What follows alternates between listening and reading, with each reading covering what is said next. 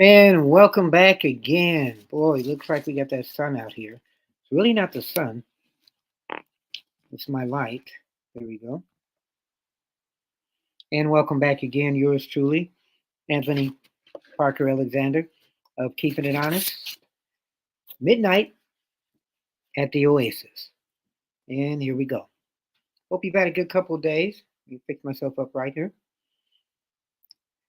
In case you missed a couple of shows, midnight at the Oasis. This is a Keeping It Honest production. What we try to do on this show every night at 12 o'clock. Good morning, good night to you. We try to spend a couple minutes and tell you about the day's events and also what's happening tomorrow. Hope you had a good day. Let's say a prayer real quick. Dear God, we thank you for everybody watching. We pray that as people watch the show, it continues to grow. We thank you for the support. We pray that anybody watching the show that they have health and happiness. And even if people aren't watching the show, that they still have health and happiness. And God and whoever their significant being is, be with them. Amen. And who says we can't be thankful for what we do? These shows are what creators do, and the creator, if he's your creator, helped create this show. So we thank you. If you have any questions or comments, you can email yours truly. It's parkerman2011 at gmail.com. Parkerman2011 at gmail.com. You like to leave me a voice message, you can do that. Or text 216-702-3718. Excuse me, 216-702-3718. I have my spot of tea here. It's kind of like the nighttime version of that Scott Adams show. He created, I forget, a comic strip, and he does a commentary every day. So check him out. I would love to have him on one of my shows. So I do a show in the daytime or anytime because it's streaming called Keeping It Honest. We try to get the left side, try to get the right side, and at the end of the day, hopefully you decide. You may not like what we have, but we do give you the truth. I thank you. We do 5 second shorts, 10 seconds, 15, 20-minute videos, half-hour videos, an hour video, 2 hour videos, and sometimes 3 hour videos. We have covered all of the rallies that have been happening, taking place, most of them anyway. We've covered Kamala's rally. We've covered Trump's rally, Vance's rally. And whenever Waltz does his rally, we'll cover his, but we've covered him with her. So tonight's show. Yesterday I told you the story I was going to do. And the headline is Sarah Edelman thinks she may finally be ready to hear what condemned killer Arthur Lee Burton has to say as he faces execution in Texas. So we're going to read about this. So the homework was, did this guy get executed? So we're going to give you the background on this story. Then we're going to give you, before the show ends, the result. Kind of like a Dateline show. But he's been on a trial, or he's been on death row. Man, he killed this lady in 1997. So he's been on death row for some decades. My question is, too, are you for or against the death penalty? Should people pay an eye for an eye for crimes that they commit? I'm going to go back a couple years ago. I think it was George Bush 1. He was governor of, I want to say Texas. I hope I'm right. So there was this lady who was on execution trial, I guess, or death row for this killing that she did. And I guess she had been, as far as the country, ready to kill her, death row, for many years. So while she was in prison, she became saved. She became a Christian, started preaching to people, and were having followers. People confessed their life to God, giving their lives to God. So she was making a difference while she was in prison. But when she was outside of prison before that, she killed somebody. So, excuse me. So while she's on death row and her execution was about to come, people were trying to get a stay of execution because they're like, you know what, she's saving lives now in jail. And the paper, the stay of execution, went to George Bush. I think it was George Bush the first one. It might have been George Bush the second one. I don't know. I can't remember right now. But you can check my story. So the Pope at that time, because her story was worldwide, she's saving people. They're about to execute her. Please don't execute this lady that's making a difference now after such a bad life outside of jail. And they gave the paperwork to George Bush, either the first or second, when he was governor, with the backing of the Pope saying, please don't execute her. And George Bush, the first or the second, said, you know, are we going to keep her alive? He's like, not going to do it. Not going to do it. Not signing it. So he decided not to sign it. And they executed her. And I was like, wow. He ran for president and became president. But you figure, is that a person that you would still give a stay of execution because she was making such a difference? She gave her life to Christ and was turned and was helping people. I had felt back then and still do. I mean, can people change? Some people can change. Should they have kept her alive? Who knows how many lives she would have saved? Yes, she killed somebody, but God turned her life around. It's an eye for an eye when somebody kills somebody. So we're going to talk about the story about this guy that killed somebody. Very difficult story, but I need you to listen to this, and then I'm going to give you the outcome of it. Um, Today, Donald Trump gave an hour-long press conference, and we're really going to go deep in that on another show, but a 1 hour press conference. Any questions asked? When's the last time he done that? Okay, he decided to do that, but yet you can't get a press conference from the vice president who's running for president. Okay, um, there's going to be 3 debates now. Trump is ready for them. Kamala says, well, I'm going to do one and we'll see about that. So we're going to have something from Jesse Waters. He's a Fox News host, and he's going to talk about some of the debate stuff, and we're going to include our analysts in it. And I thought this was interesting. On my phone, when I get comments from videos and everything, I put out there, who do you think is going to win, Trump or Harris? And 90% of my votes have been Trump. So I guess that may be showing I might have a Republican kind of audience. I don't know, but I try to lean always. And on some shows, we're going to read what some of those texts are about because I put stuff out there and I'm getting serious texts. Some conspiracy theories, some are just people being very thoughtful. So I'm going to share that with you on one of these upcoming shows. And also, I want you to support my Patreon page if you can. It's a page where you go there, you type in patreon.com, and it's 3 tiers. You're keeping it real. And there's 3 tiers. And these are like PBS where you can contribute money, which is good. You see the kind of work we do. We do live shows, tape shows, everything.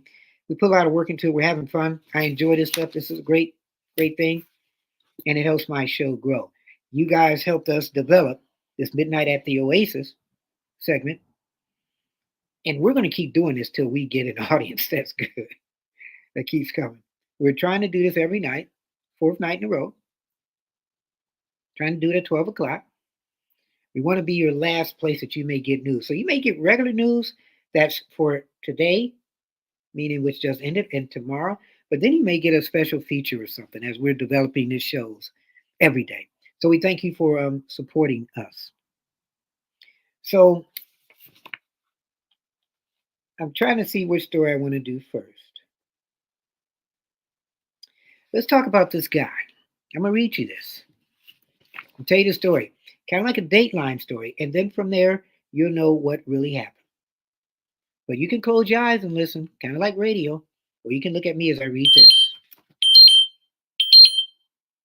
And we're keeping it honest. Midnight at the Oasis.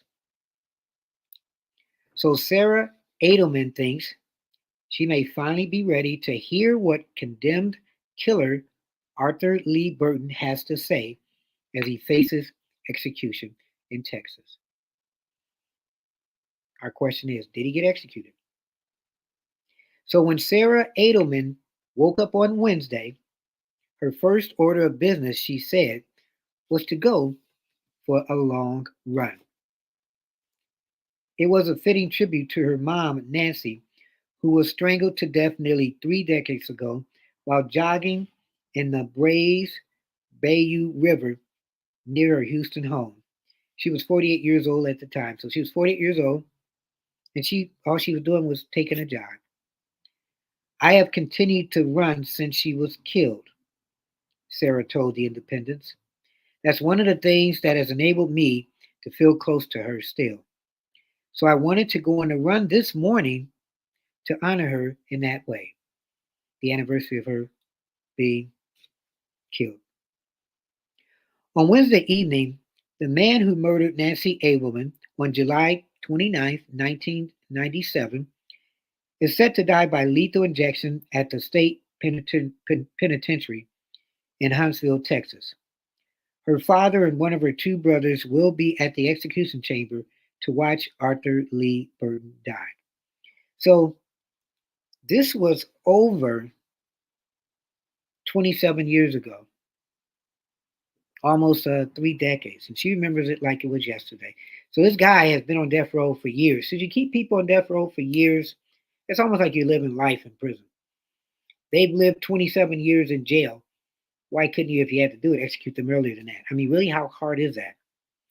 But Sarah, and she's at the age of her mom, or almost, a 43-year-old Denver area yoga therapist who works with traumatic brain surgery survivors, will not be celebrating Burton's execution. Instead, Sarah will remember her mother by holding what she describes as a gratitude and forgiveness ceremony at a local river with her son, two of her closest friends, and their two sons, who are her own boy's best friends. So instead of going to the execution, she's going to celebrate it in another way, if you can celebrate executions. We're going to just play in the river this afternoon. The sound of their laughter is one of the greatest joys of my life. And that's what I wanted to do today, she says. And thinking about what my mom would want, she always said to choose joy. Wow.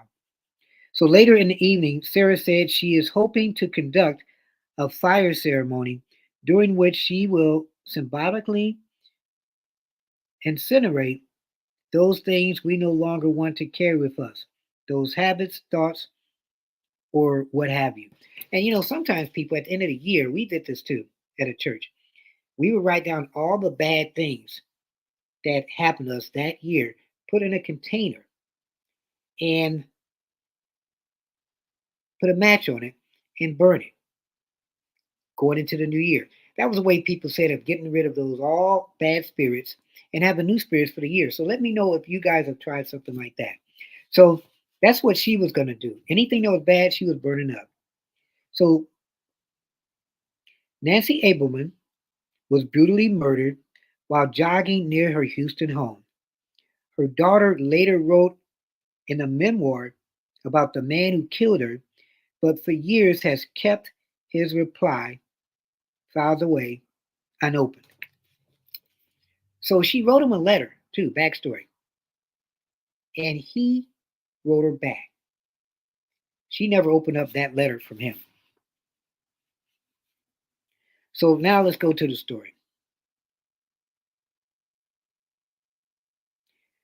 So sometime after Burton, now 54, was sent to death row, Sarah sent him a letter that she mentioned the existence of, but did not include in her 2019 memoir, The Long Back Blue of Memory, My Mama's Echoes. My mother's echo, sorry.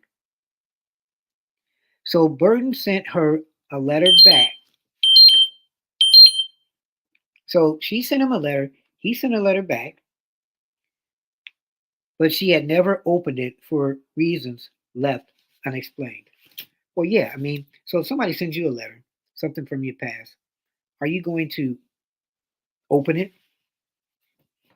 That's interesting. So she's never opened up the letter. I don't know when he sent the letter, though. So on Wednesday, Sarah told the Independence that she wrote to Barton, hoping for answers and information that he would only be able to share while he remained alive. So she wanted to know, why did you kill my mom? She said she told Burton in her note that she hoped he was at peace and that it's available for everybody. Wow. So she's kind of forgiven him in a way. So this is what she says. I mostly wanted to know that he received my words that I had said, and so I requested a response back, she said. And he wrote back, and I still haven't opened the letter. Excuse me. It's something that I wrestle with. It's literally filled in my file cabinets under the file life. Wow. So she's never opened a letter. What would you do? Sarah says she wonders if her refusal to read Burton's letter and reply is a way of holding on to some powers that he's talking, but she's refusing to listen. So she thinks that there's a power in him that's holding it back, holding her back. Now Sarah thinks he may be ready to finally hear what Burton has to say. So he's about to die. So she says, I'm kind of open to what he wants to say. I've kind of thought that perhaps tonight, during the ceremony, that might happen, she said.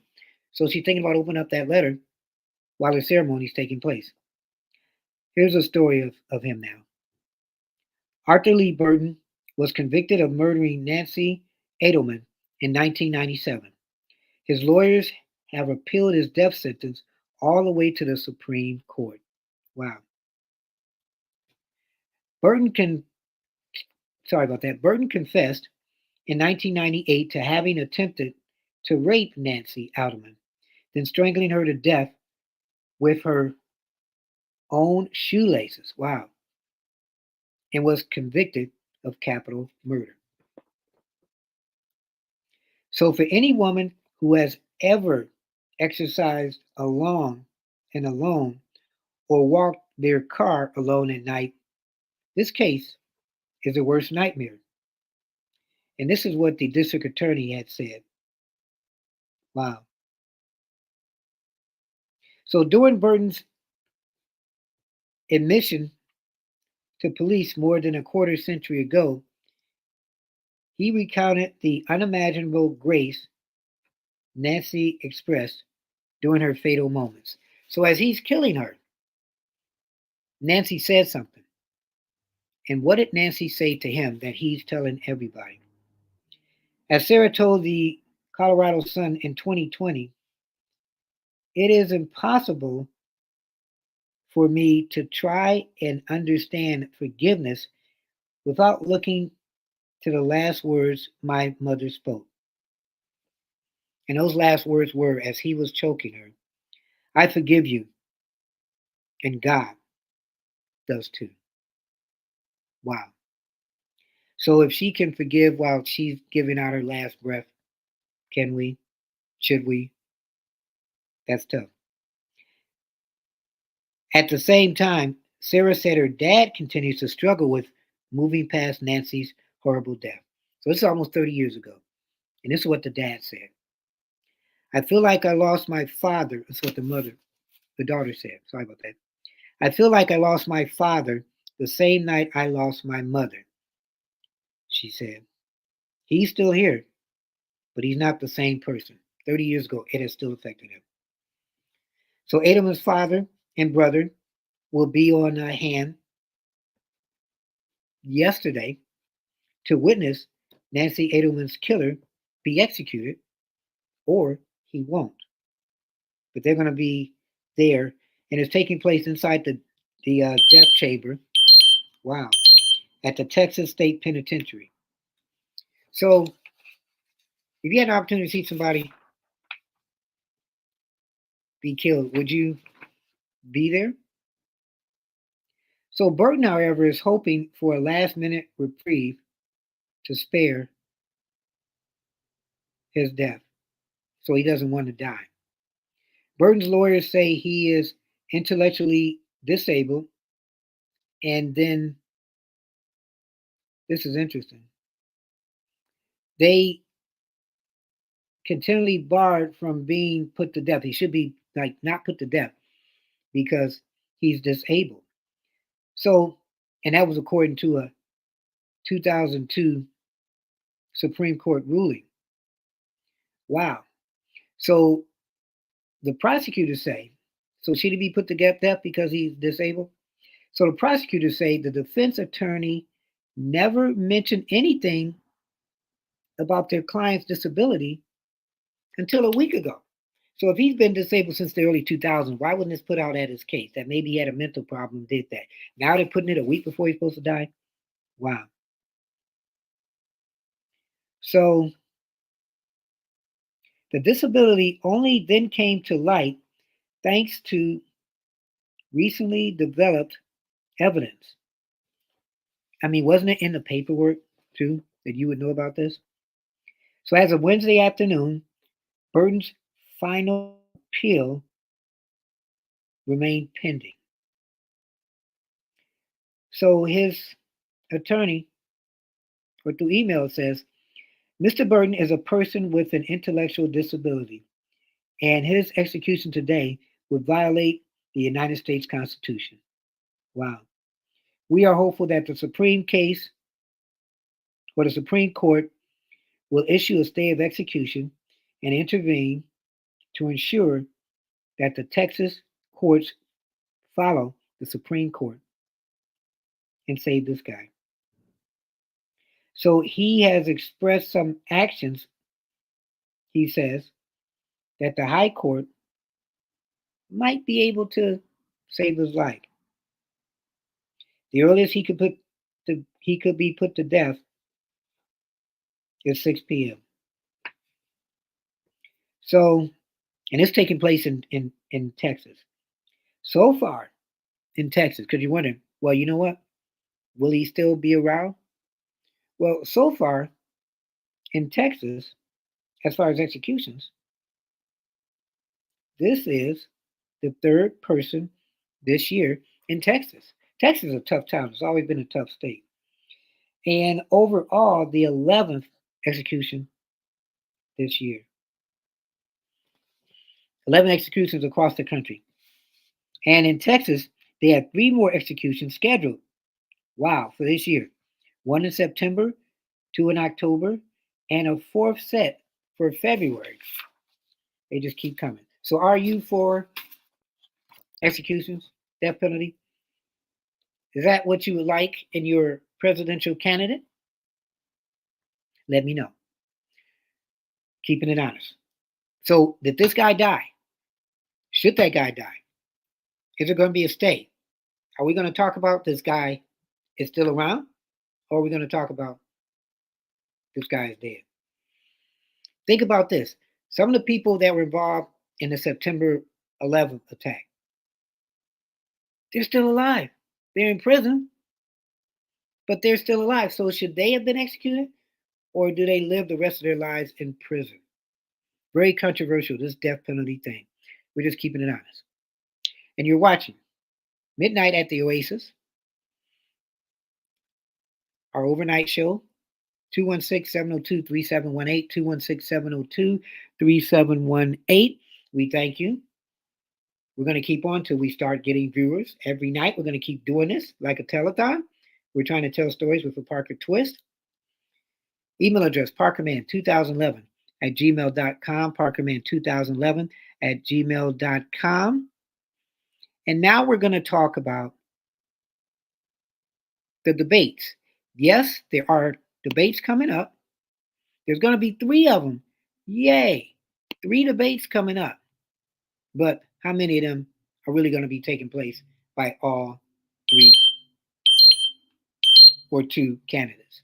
Donald Trump agrees to 3 debates. How many does Kamala agree to? Let's listen in. Donald Trump held an hour-long press conference in Mar-a-Lago this afternoon, announcing he's agreed with 3 different networks to do 3 debates in September. I think it's very important to have debates, and we've agreed with Fox on a date of September 4th. We've agreed with NBC, fairly full agreement, subject to them, on September 10th. And we've agreed with ABC on September 25th. The other side has to agree to the terms. They may or may not agree. I don't know if they're going to agree. She hasn't done an interview. She can't do an interview. She's barely competent, and she can't do an interview. So that's interesting. So the 3 debates, as I write this down, he agrees to them. September 4th on Fox, September 10th on NBC, September 25th on ABC. 3 debates. And of course, he's going to pick Fox. But NBC is interesting. And ABC, at first he said he wasn't going to do it with George Snappapopoulos. But he's agreeing to 3 debates.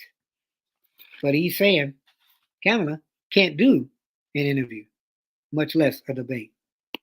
But I look forward to the debates because I think we have to set the record straight. The debate on Fox would be first, but everyone's still waiting to hear from Harris. Kamala hasn't done an interview since June. It's now August. And after being shamed for hiding from the media, they forced her down the stairs of Air Force Two. Watch. President Trump had a press conference today. He talked about a lot of things. What if you have a reaction to what he's talking about? Well, I'm glad that he's finally agreed to a debate on September 10th. I'm looking forward to it and hope he shows up. Are you open to more debates? I am happy to have that conversation about an additional debate for after September 10th. But Trump is ready to do it. So if you're saying that you don't want him to win, then you've got to sit there and get the American people to hear you guys talk.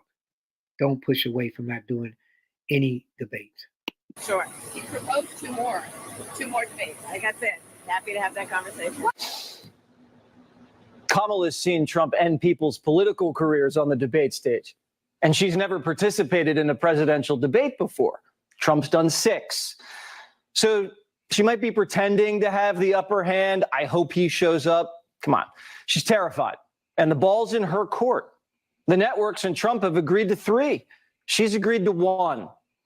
And if she finally comes to terms, the Fox debate would be first, right after Labor Day. That would give her 2 whole weeks after her convention to prepare. That's a lot longer than Biden had to prepare. And we saw what happened there. Yeah, it was a debacle. So Kamala, she's younger, she's more alert, energetic, she acts tough.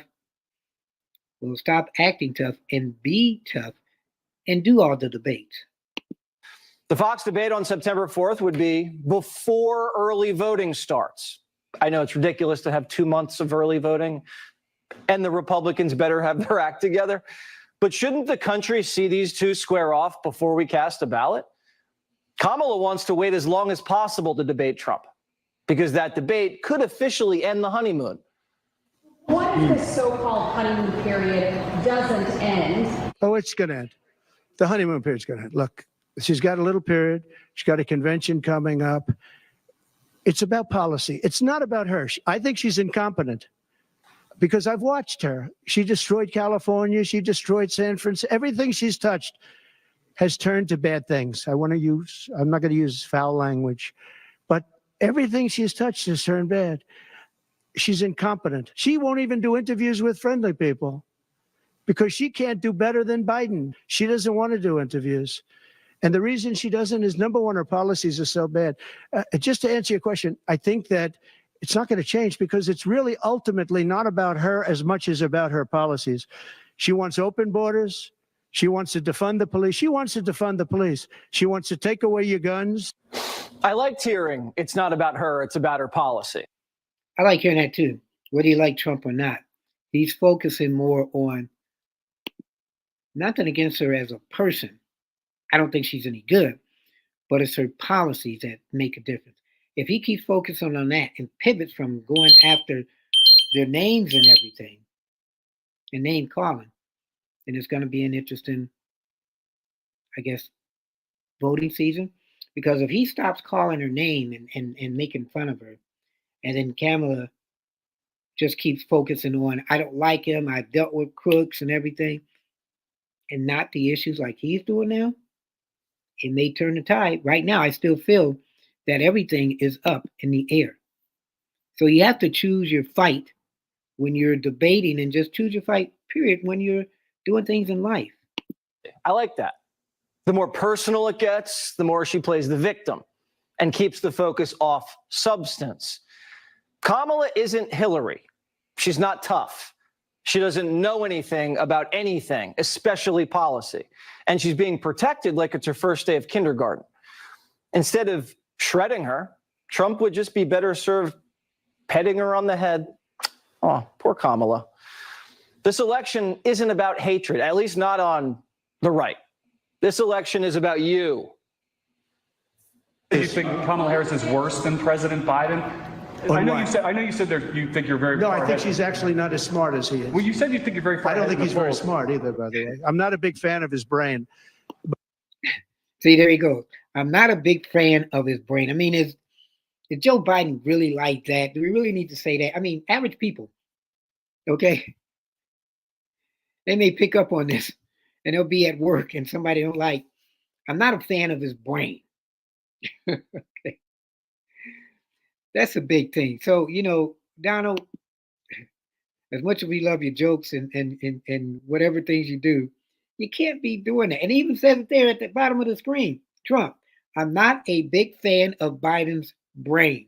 Well, whose brain are you a big fan of, Donald?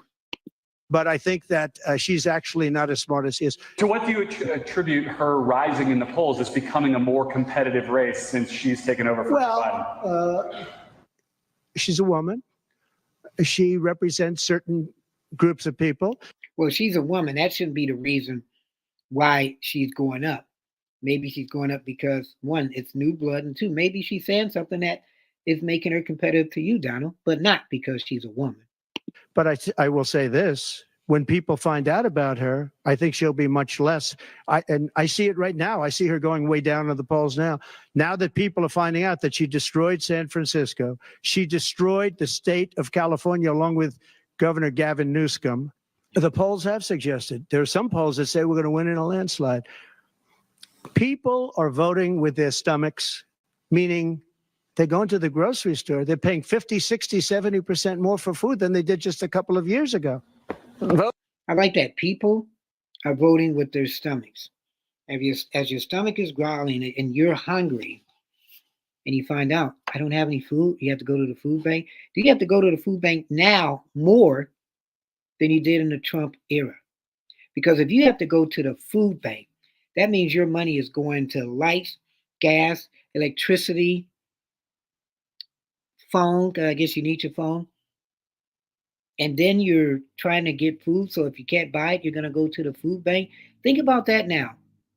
If your hardest thing is now trying to find out, do you have food in your house? Did you have food in your house 4 years ago? That's the big difference. Are you voting, like Donald Trump said, with your stomach? Vote with your stomach. Kamala is not Joe Biden. And yes, Kamala's a woman. And there's excitement around that. You should see my mom. Suddenly she's a Kamala fanatic. Keeps talking about joy. Trump kept one dangerous woman out of the White House, and he can do it again. This country's thirsty for leadership after 4 years of Joe. And Hideaway Harris isn't going to fly. There's only so much bamboozling voters can tolerate. Hideaway Harris. Right now, she's kind of like when Joe was in the closet, not in the closet, was in the basement through the COVID years and never came out. Now she's hiding away because she's not really talking to the public. As a leader, as the people that picked her as a leader, we didn't pick her as a leader. She kind of picked herself. You need to be out there and talking to the people. Right. Especially after the cover up and now the bait and switch. And you can sense in the room today, the press, thrilled they could justify their paychecks. Kamala Harris hasn't held a press conference since 2023. And that wasn't even in America. It was in Dubai. I don't know if vice president, sorry about that. I was trying to catch that. I don't know if vice presidents are held up accountable to doing press conferences. But now she's running for president, so where's she at?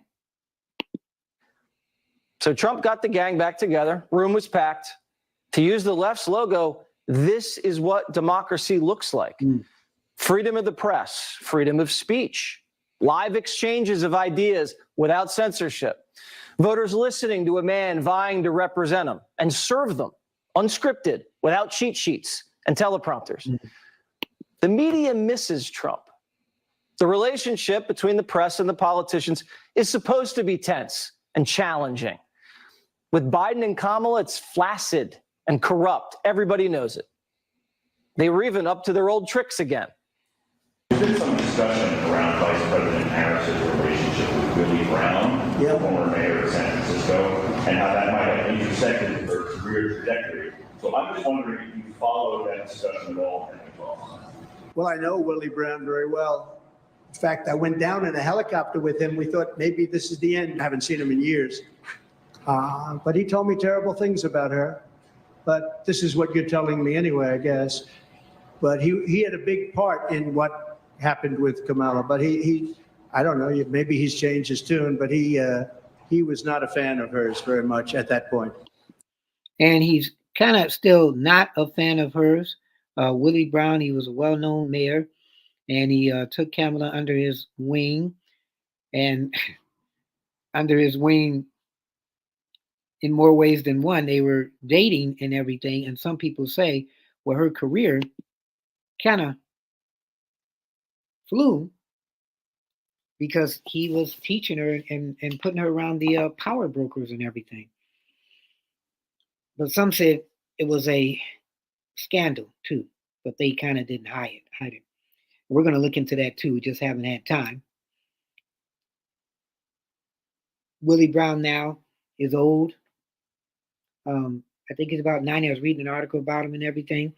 But he said he's proud of the people that he helped. So look at that. I mean, they said if it hadn't been a Willie Brown, it wouldn't have been a Kamala Harris. And we are midnight at the Oasis. Keeping it honest. Email address, parkerman2011@gmail.com. parkerman2011@gmail.com. You can also, as I'm going through my board right here, leave me a voice message. That telephone number is 216-702-3718, 216-702-3718. And we will read some comments on the air on some upcoming shows. I'm setting up this next segment. I want you guys to see it. We talked about what happened to the guy. A 54-year-old death row inmate was executed tonight for the murder of a 48-year-old mother of three he beat and strangled with her own shoelaces. So we're going to go back to that. Technology is good. Sometimes it's not good.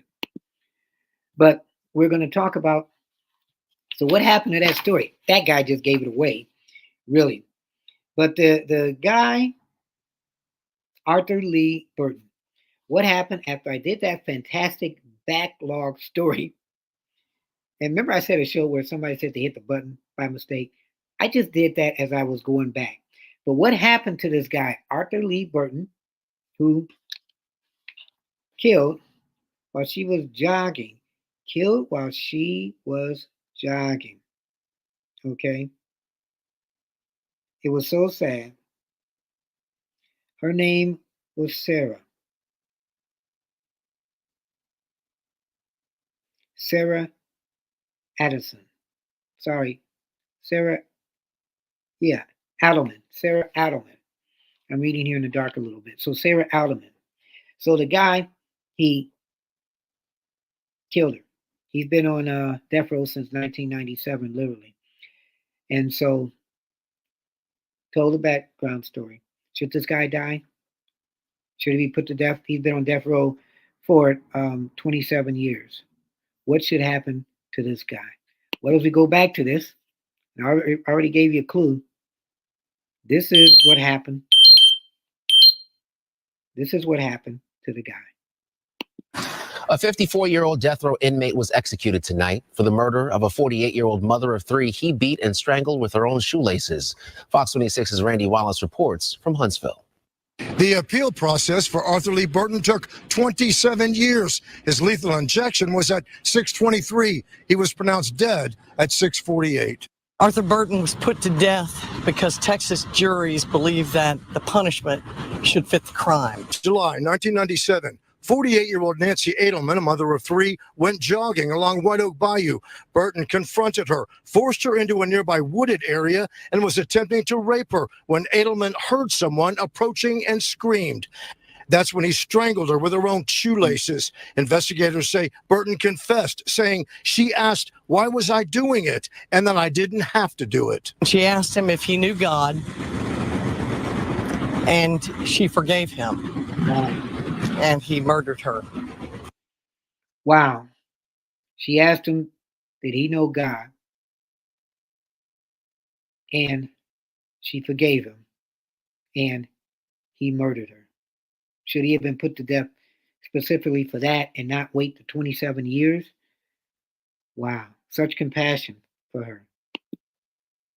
He went back several times to make sure that she was dead because he said he heard her coming back to life. Nancy Edelman's family attended the execution. Her husband, her oldest son, her brother. Arthur Burton looked entirely different today than he looked in the hearing about his mental health and well-being and his last-ditch effort to use intellectual disability to escape the death penalty. Burton's brother Michael was his only relative to witness the execution. He said he was sorry, but he did not admit on the gurney as to what he did. What I want the public to know is that he beat Nancy Edelman just about half to death, and he strangled her to finish the job. Burton is the third death row inmate to be executed in Texas this year, the 11th in the country. Reporting from Huntsville, Randy Wallace, Fox 26 News. Wow, so there we go. Do the means justify the crime? I just gave information on what he did. Hate to do this on a bummer late at night, but some stories need to be told. So 27 years after he committed the crime, literally. And so I was looking at my paper taking notes. He was 27. 27-year-old who killed a 48-year-old. She's busy running. He attacked her. He choked her, strangled her with shoestrings. And as he's killing her, she asked, was he saved? And I don't know if he said yes. I mean, really, can he be saved when you're doing that hideous crime? And then she said, I forgive you. And then he killed her. And then made sure to check on her to make sure that she was dead. And he's just getting killed today or yesterday. So there you go. There's the answer. Yes, he did get killed. How many people feel sorry for him? And then his attorney saying that there was a mental disorder or disability. But you're just saying this now. So is the Supreme Court saying that we don't care, you're mentally disabled, we're going to kill you anyway? Or was that just a facade so he wouldn't get murdered or killed? Should the United States still have executions? That's interesting. That's something we can talk about too. So that's my story on that. And I thank you for listening to that. So we're going to do this again tomorrow at 12 o'clock, midnight at the Oasis. What's going to be happening? Hey, stay tuned for my long and short videos. I do interviews. I tell stories. I give the news. And we're going to be doing Trump's press conference because he's always interesting. He's got an hour-long press conference that here. So we're going to do a watch party and talk among us like when we show videos, we talk. And my phone seems to always do the alarm, so I guess that means time is up for the show tonight. So go to our Patreon page. Go to our videos. Go to our short ones. Go to our long ones. Hit like and share and subscribe. We are growing because of you. We're going to keep doing these nightly shows. Not until people watch, because then we're going to stop. But we're going to keep on doing them. Okay? And hopefully you'll watch these shows and our longs and our shorts, and we'll continue to grow. And that's what it's about. You're coming home.